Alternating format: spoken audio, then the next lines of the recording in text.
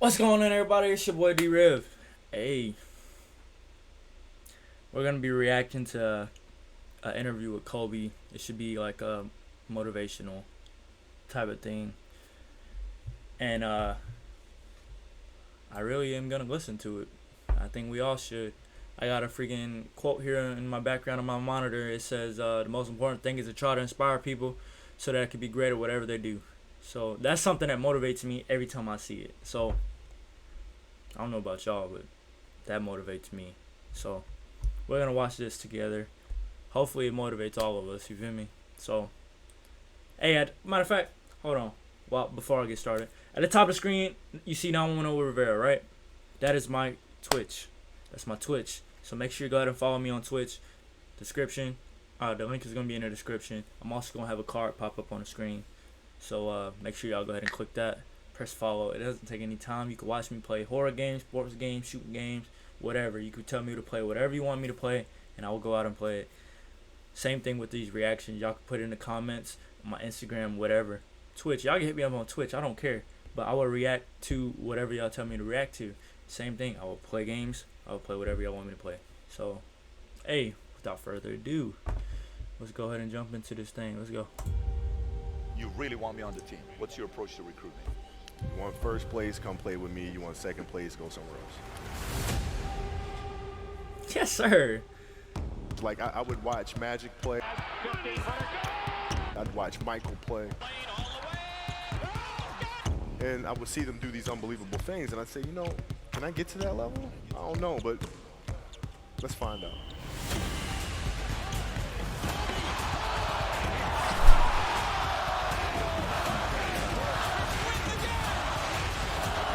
That's why he's the best player in the game. Everything was done to try to learn how to become a better basketball player. Everything. Everything. And so when you have that point of view, then literally the world becomes your library to help you to become better at your craft. So because you know what you want, the world's giving you exactly the information you need to become better at it. Because you know what you're looking for. So many guys tell stories about your work ethic. Yeah. What was really your work ethic like, and for how long did you stay disciplined? Well, I mean, every day. Since 20 years. It was an everyday process, and trying to figure out strengths and weaknesses. For example, jumping ability. Now, my vertical was a 40, it wasn't a 46 or a 45. My hands are big, but they're not massive. Right? So you got to figure out ways to strengthen them, so your hands are strong enough to be able to palm a ball and do the things that you need to do. Quickness, I was quick, but not insanely quick. I was fast, but not ridiculously fast. Right? So I had to rely on skill a lot more. I had to rely on angles a lot more. I had to study the game a lot more. And but I enjoyed it though. So like from the time I can remember when I started watching the game, I studied the game, and it just never changed. It's a good separation for me, emotionally, to be able to put myself in a place where at practice or when I'm training or during games, I switch my mind to something else. I switch my mode into something else, right? For me, it's the equivalent of Maximus Decimus Meridius in Gladiator picking up the dirt, smelling the dirt. It's go time, right? So that was my mental switch. It was like an actor getting ready for a film. You got to put yourself in that cage. When you're in that cage, you are that character. And then when you leave there, it's something completely different. But when I'm in that cage, bro, don't touch me, don't talk to me. Just leave me alone. How did you get mentally and emotionally so strong where it doesn't bother you? Well, you got to look at the reality of the situation. Like for me, it's not, you kind of got to get over yourself. Like, it's not about you, man. Like, okay, you feel embarrassed. You're not that important. Like, get over yourself. That's where you go. Get over yourself, right? Like you're worried about how people may perceive you, and like you're walking around and it's embarrassing because you shot 5 air balls. Get over yourself, right? And then after that, it's okay, well, why did those air balls happen? Got it. High school, year before, we played 35 games, max, right? Week in between, spaced out, plenty of time to rest. In the NBA, it's back to back to back to back to back to back to back. I didn't have the legs. So you look at the shot, every shot was online, but every shot was short. right? I got to get stronger. I got to train differently. The weight training program that I'm doing, I got to tailor it for an 82-game season so that when the playoffs come around, my legs are stronger and that ball gets there. So I look at it with rationale.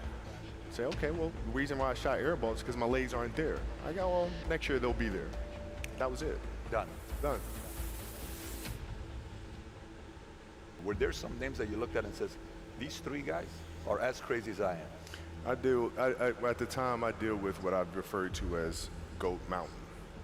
I went to Goat Mountain, and I talked to Magic, Michael, Bird, Hakeem Olajuwon, Jerry West, Oscar Robinson, Bill Russell. You know, so I would talk to them. That's crazy. What did you do? What were your experiences? Michael in particular, he's become my big brother. He's been my big brother since I first came in the league.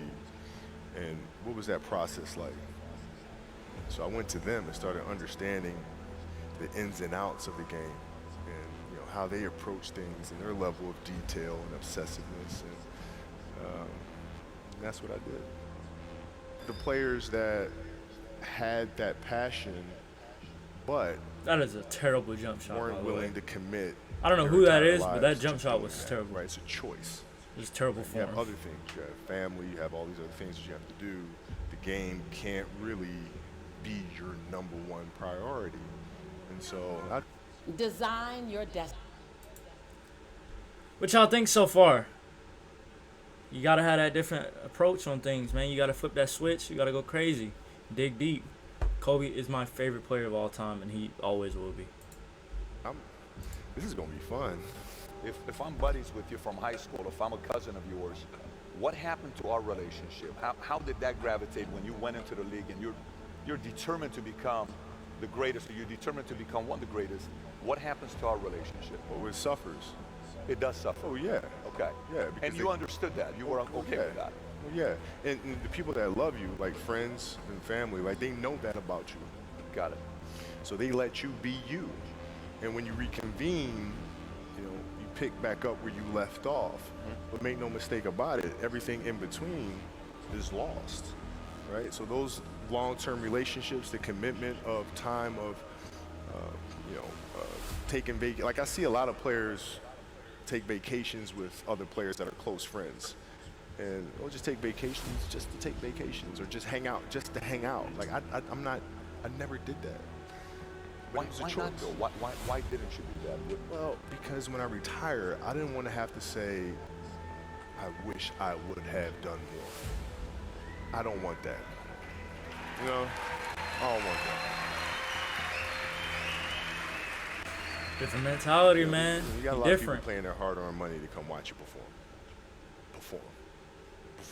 It's your job to be in shape. It's your job to be strong enough to perform at that level every single night. And as a competitor, I'm not ducking shit. Like, it's not, oh my God, my back hurts, I'm sore, we got to play Vince Carter and Toronto Raptors tonight. We actually had this happen. We had a game against Toronto in 2000, and Vince was tearing the league up. My back was jacked. But like the perception of that, like what? Kobe's missing the game against Toronto and Vince Carter because man, my back was really spasming. But people will be like, what? Oh, he's ducking Vince. Excuse me? No, I don't think so. So I would be in the layup line like, okay, there's a lot of days where you can rest and recover. Today ain't one of them. Your back can bother you any other day. That shit ain't bothering me today. He gonna have to see me today. Yeah. Oh man. Yeah. Yes, sir. If you're looking at a big investments you got to make, what is the decision-making process there? Do you call? Is there first you do your own research? You take this much time. You call an advisor. Is there a system you No, follow? it's pretty simple for me. It's do you understand the business?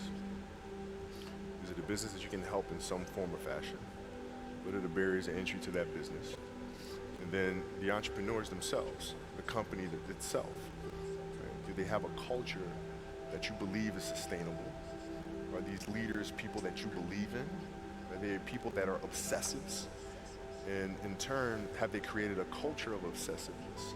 So I tend to look at those 4 factors, and that's it. That's big right there, by the way. I don't know if you guys caught that right there. That's pretty massive right there. Same determination. different, What's man. your current work schedule look like today?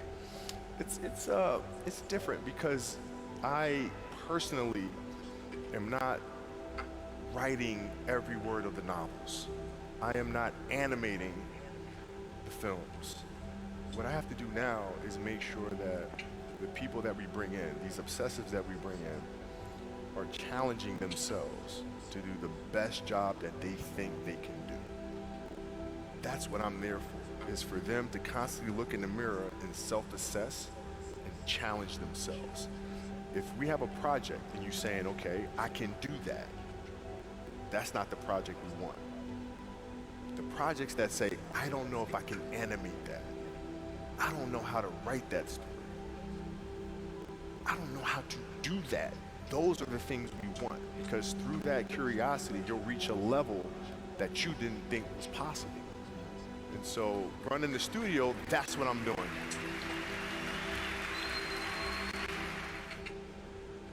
You're playing against the Golden State Warriors.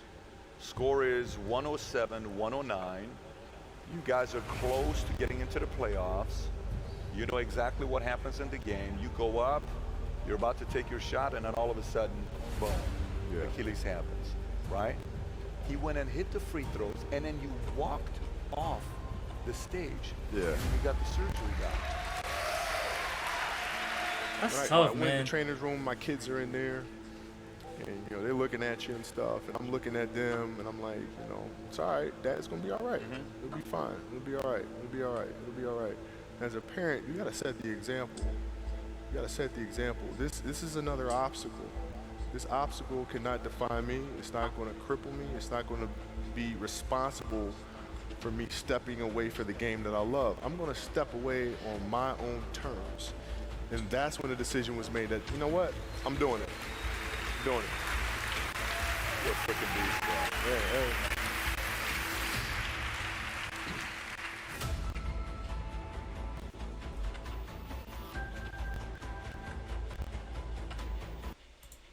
Well, that's the end of that.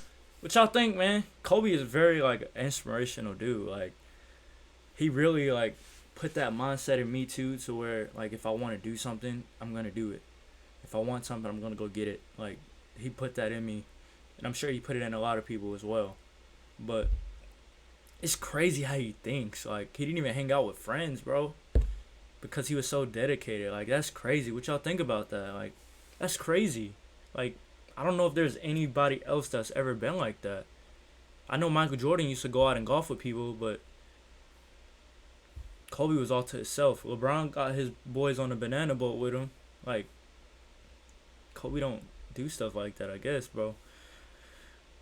Man, I miss this dude, man. I really wish he was still here.